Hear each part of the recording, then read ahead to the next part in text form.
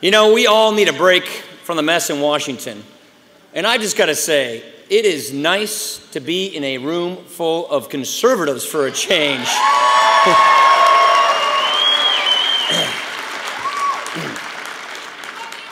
Thank you. It is time to take stock, to catch up with friends, and to plan for the future.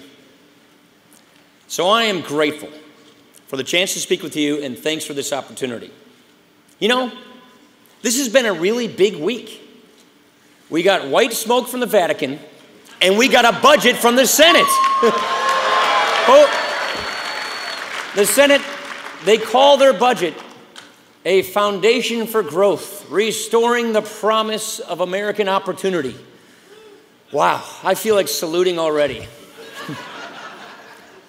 But when you read it, you find that the Vatican's not the only place blowing smoke this week. You see, the Democrats, they call their budget a balanced approach. The thing is, they never balance the budget, ever. In fact, they call for another $1 trillion plus tax hike on top of even more spending. If we did nothing, meaning not pass their budget, the government would save money. Look, we take the opposite approach. I am proud of our budget because it's changed the conversation. Today, we're not talking about cliffs or ceilings or sequesters. We're talking about solutions, and that's how it should be. Our budget expands opportunity by growing the economy. It strengthens the safety net by retooling government, and it restores fairness by ending cronyism.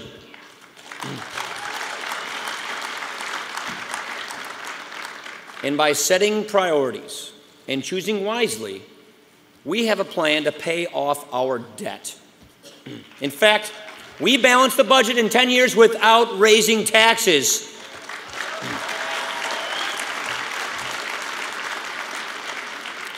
How do we do this? You know, it's really pretty simple.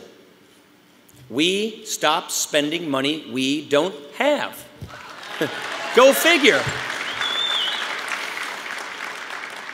You know, historically, we've paid a little less than 1/5 of our income in taxes to the federal government each year. But the government has spent a lot more. So our budget matches spending with income. We say to Washington, what we are willing to pay is what you're able to spend, period. Every family lives within a budget. Washington should do the same thing. The crucial question isn't how we balance the budget, it's why we balance the budget. The budget is a means to an end. We're not balancing the budget as an accounting exercise. We're not just trying to make the numbers add up. We are trying to improve people's lives. Our debt is a threat to this country. We have to tackle this problem before it tackles us.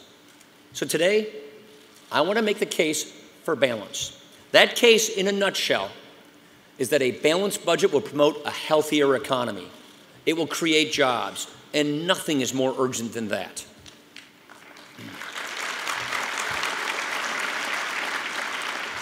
Just look at where we are and where we are going. Last quarter, the economy grew by a hair. Unemployment is 7.7%. 46 million people are living in poverty today in America. The president says we're in a recovery. I'd say we're in critical care. Look at where we're going. Farther down the road, things will get worse. By the end of 2023, the economy will be at a crawl. We will have added $8 trillion to our debt. The debt will weigh down the country like an anchor. In short, we are on the verge of a debt crisis. Our obligations are growing faster than our ability to pay them. Our debt, it's already bigger than our economy. At some point, lenders will lose confidence in us. They will demand higher interest rates, and when they do, interest rates across the country will skyrocket on mortgages, on credit cards, on car loans. And then, pressed for cash, the government will take the easy way out. It will crank up the printing presses. The dollar would sink, our finances would collapse.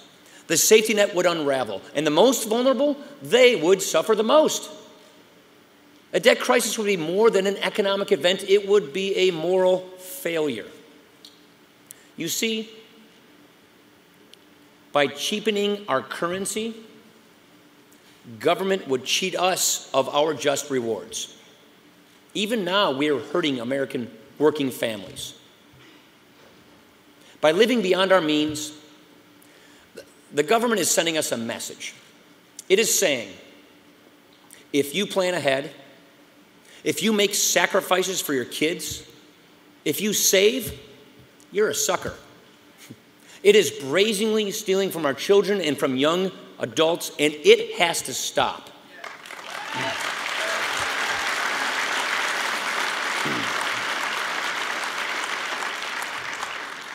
We know what the problem is. Our economy needs growth. Our entitlements need repair. They're creaking under the pressure of growing healthcare costs and an aging population.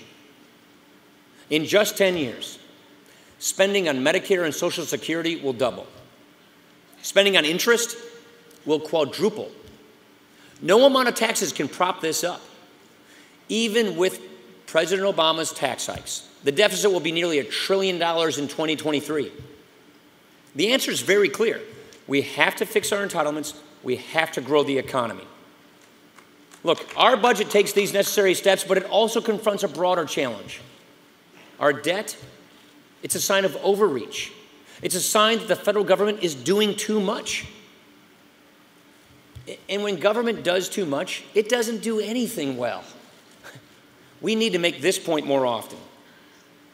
We don't see the debt as an excuse to cut with abandon, to shirk our obligations. We see it as an opportunity to reform government, to make it leaner and more effective. That's what we ought to be doing right now. That's what conservatives stand for. That's who we are. A balanced budget is a reasonable goal because it returns government to its proper limits and focus. When government overreaches, it doesn't just hurt our paychecks, it hurts our quality of life. We need to make room for community, for that vast middle ground between the government and the individual. We need to remember that people don't find happiness in grim isolation or by government fiat. They find it through friendship, through free, vibrant exchange with people around them. They find it through achievement. They find it in their families, in their neighborhoods, their churches, their youth groups. They find it in a healthy mix of self-fulfillment and of belonging. We belong to one country, but we also belong to thousands of communities, each of them rich in tradition. And these communities, they don't obstruct our personal growth. They encourage it. They are where we live our lives.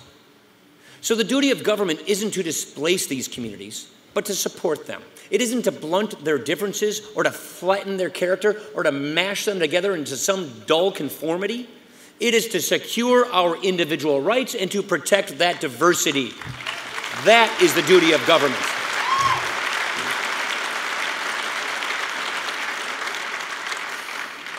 Our vision, our budget, makes room for these communities to grow so that the people in them have room to thrive. We can't just talk about these communities. We have to talk with them. We have to engage them. Because leaders don't just speak up, they listen too. And if we listen more closely to the people, we will find that the answers to our problems lie a whole lot closer to home, a whole lot closer than Washington, D.C. Let me tell you a story. Last month, I went to Milwaukee. I met a guy named Leroy Macklin. When Leroy was 14 years old, he was convicted of a felony and abandoned by his family. Now he's 27. He's got a job at this incredible organization called Milwaukee Working. It's a nonprofit in the inner city started by a suburban church that sells donated goods on Amazons. No government agency built this company. No law forced these people to help each other. They came together on their own. They saw a need and they met that need.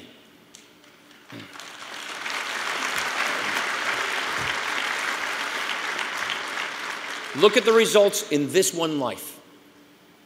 Today, Leroy turned his life around. He's providing for his sons, and he's an example for us all. You see, work gives people more than a paycheck. It gives them a sense of purpose, a sense of pride. It makes them a part of their community. It gives them the dignity that we all deserve. And we can never forget this essential fact. Work is good. Work is dignified. When we try to help struggling families, we should listen to people like Leroy, because they remind us that every life has the potential for redemption. Their example must inform our approach. And government must work with them and not against them. But before all else, government must work. It must function. Government must function because chaos is fertile soil for liberalism. You see, when politicians budget by crisis, what happens? They make deals in the dead of night, far away from public view. Lobbyists sneak in their pet projects, and government grows. Cronyism spreads. It crowds out our communities. And as it lurches from crisis to crisis, it freezes people in fear. In effect, we levy an uncertainty tax on everyone in the nation. We make it impossible for them to plan for their future. Our budget offers an end to the brinksmanship. It restores regular order. We trim the government back to its proper size. We balance the budget.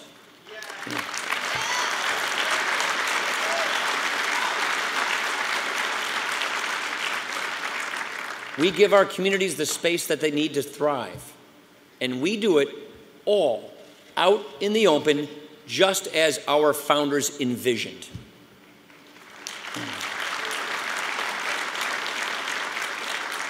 The other side can join us in this common sense goal, or they can choose the status quo. But they must choose. They can no longer hide behind inaction. The American people deserve an honest account of our challenges and what is needed to confront them. We don't hide behind our beliefs. We argue for them. Because a budget is more than just a list of numbers. It's an expression of our governing philosophy. And our budget draws a very sharp contrast with the left. It says to the people in unmistakable terms, they are the party of shared hardship. We are the party of equal opportunity. The future's bright. It's right in front of us. We can do this. We need your help. We appreciate your support. Thank you so much. Go get them, all right, everybody? God bless you guys. Thank you so much. Appreciate it. Thanks, guys.